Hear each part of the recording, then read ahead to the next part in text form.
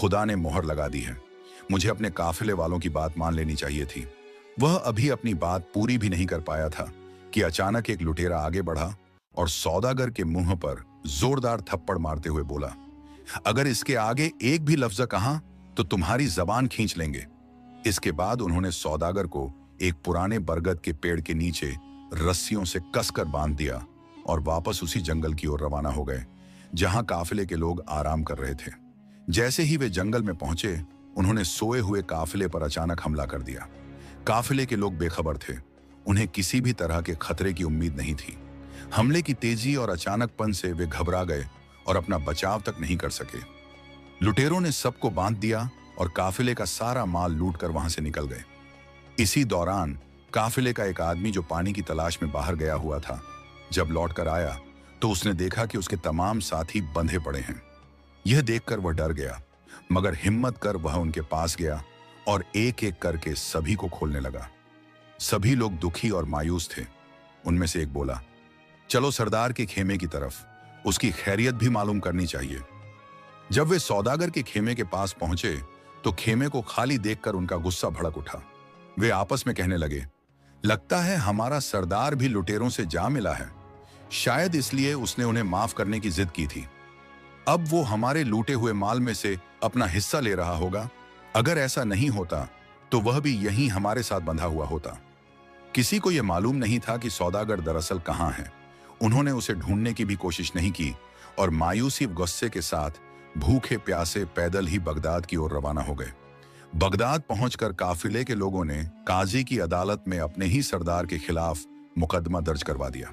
काजी पहले तो हैरान रह गया कि यह कैसा मामला है, लेकिन जब उसने देखा कि पूरा का पूरा काफिला एक ही आवाज में अपने सरदार के खिलाफ गवाही दे रहा है, तो वह भी सोच में पड़ गया।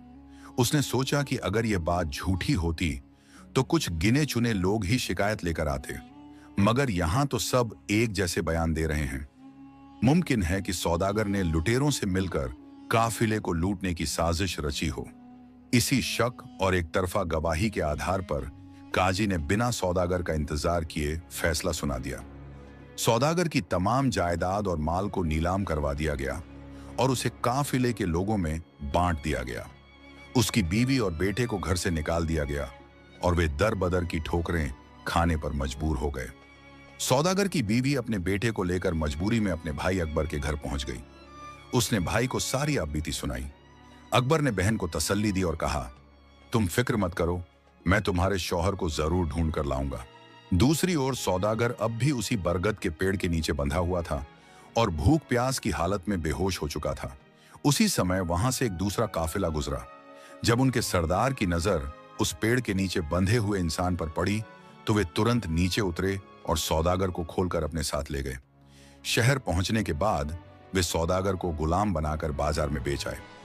जिस सौदागर ने जीवन भर अमीरी और इज्जत की जिंदगी जी थी, वही अब एक गुलाम के तौर पर बिक गया था। मगर सौदागर ने हालात पर सब्र किया और कभी अपना नाम या पिछला परिचय किसी पर जाहिर नहीं किया। जिसने उसे खरीदा वह रोज उसे अपनी दुकान पर ले जाता और तमाम काम करवाता। इधर अकबर अपनी बहन के शौहर की तलाश में दरबदर भटकते हुए आखिरकार उसी शहर में आ पहुंचा जहां अब सौदागर एक गुलाम की हैसियत से जी रहा था। वह दिन का वक्त था जब अकबर सौदागर की तलाश में घोड़े पर सवार होकर उस अनजान शहर की गलियों में भटक रहा था। अचानक सौदागर की नजर उस पर पड़ी। वह दुकान के बाहर काम में जुटा था, मगर जैसे ही उसने अकबर को देखा, फौरन आवाज दी। उसकी आवाज सुनकर अकबर चौंक गया और तुरंत उसकी ओर बढ़ा। सौदागर का मालिक यह सब देखकर हैरान रह गया। वह सोचने लगा, यह गुलाम तो आज तक किसी से बात नहीं करता था, आज यह अचानक कैसे बोल पड़ा। मालिक ने दोनों को अपने पास बुलाया और सख्ती से पूछा, तुम दोनों एक दूसरे को कैसे जानते हो? सौदागर पहले तो बात को टालने लगा, लेकिन जब अकबर ने आगे बढ़कर सारा माजरा सुनाया और बताया कि यह उसका बहनोई है जो एक इज्जतदार सौदागर था और हालात की मार से गुलाम बना बैठा है, तब सौदागर ने भी चुप्पी तोड़ी। उसने अपनी पूरी कहानी कह सुनाई, कैसे उसने लुटेरों को माफ किया, कैसे उसे धोखा दिया गया और कैसे वह फंस गया। सौदागर की आपबीती सुनकर उसके मालिक के दिल में रहम आ गया। उसने इंसानियत दिखाते हुए अकबर और सौदागर को साथ लिया और काजी की अदालत पहुंच गया। वहां जाकर उसने खुद काजी को सारी बात विस्तार से बताई। यह सब सुनकर काजी को भी सौदागर की हालत पर अफसोस हुआ। उसने तुरंत अपने सिपाहियों को हुक्म दिया, जाओ उन लुटेरों को पकड़ कर लाओ, मगर मेरे पास नहीं, उन्हें बगदाद के काजी के सामने पेश करो। मुमकिन है कि वहां के लोग इस बेगुनाह को गलत समझ बैठे हों। वहां जाकर ही सच्चाई सामने आएगी। काजी के आदेश पर सौदागर सिपाहियों के साथ जंगल की ओर रवाना हुआ और सीधे लुटेरों की बस्ती की तरफ गया।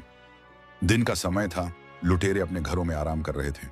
सिपाहियों ने बड़ी होशियारी और सतर्कता से एक एक करके सभी लुटेरों को पकड़ लिया और उन्हें बगदाद ले जाकर काजी के सामने पेश कर दिया। बगदाद की अदालत में सौदागर ने अपनी सफाई पेश की और पूरे घटनाक्रम को विस्तार से बताया। वहीं लुटेरों ने भी अपने गुनाह को कबूल कर लिया। अदालत में बैठे लोगों को जब पूरी सच्चाई मालूम हुई तो सभी को सौदागर के साथ हुई नाइंसाफी का एहसास हुआ। काजी को जब पूरी सच्चाई का पता चला और यह समझ आया कि उसने बिना सौदागर की बात सुने फैसला सुनाया था, तो उसे अपने किए गए फैसले पर गहरी शर्मिंदगी हुई। वह अदालत में ही सौदागर से माफी मांगते हुए बोला, मुझे अफसोस है कि मैंने तुम्हारी गैर हाजिरी में तुम्हारे खिलाफ इतना बड़ा फैसला सुना दिया। इसके बाद काजी ने लुटेरों की बेरहमी और धोखेबाजी को देखते हुए उन्हें मौत की सजा सुनाई और हुक्म दिया कि सौदागर को जो भी नुकसान हुआ है उसकी भरपाई शाही खजाने से की जाए। जल्द ही सौदागर को उसकी सारी जायदाद, माल और सम्मान लौटा दिया गया। लेकिन इस बार वह केवल अपने काफिले का सरदार नहीं रहा, वह पूरे बगदाद में ईमानदारी, सब्र और इंसानियत की मिसाल बन चुका था। उसकी हिम्मत, सूझबूझ और भलाई की चर्चा बगदाद के हर गली कूचे में होने लगी। लोग उसे न सिर्फ एक ताजिर के रूप में जानते थे, बल्कि एक नेक दिल और सच्चे इंसान के रूप में भी मानने लगे। वह अपने कबीले के लोगों के बीच नायक की तरह लौट आया, सुरखरू, सम्मानित और पहले से कहीं ज्यादा इज्जतदार। यह कहानी आपको कैसी लगी कमेंट करके अपनी राय जरूर दें।